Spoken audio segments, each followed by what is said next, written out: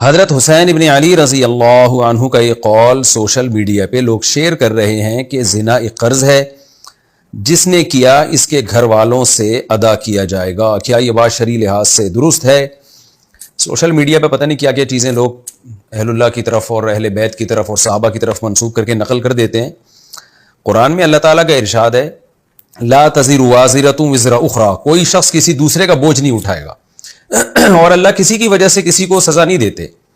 ام للانسان ما تمنا، قرآن مجید میں سورہ نجم میں ہے کہ لیس للانسان الا ما سعی، کہ انسان کو وہی ملے گا جس کی اس نے کوشش کی، تو جو کوشش کرے گا اسی کو ملے گا، اور اتنا ہی ملے گا جتنی اس نے کوشش کی۔ اچھی کوشش کی تو اچھا ملے گا، بری کوشش کی تو برا ملے گا۔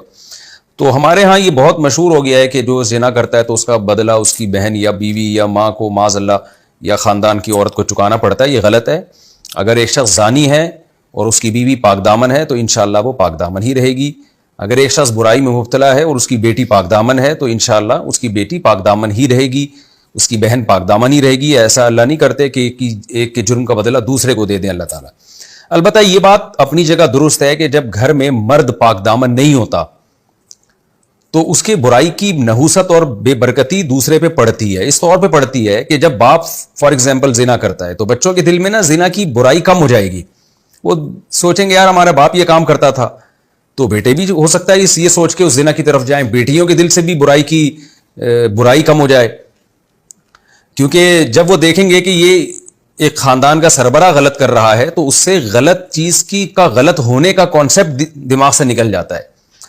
تو اس لیے عام طور پہ جو پرہیزگار لوگ ہیں گھر میں تقویٰ پرہیزگاری انہی کے ہوتی ہے، اور عام طور پہ جو برے لوگ ہیں ان کی نسلیں بھی عام طور پہ بری ہوتی ہیں۔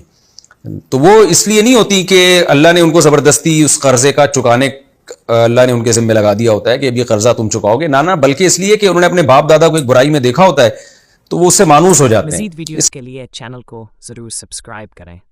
شکریہ۔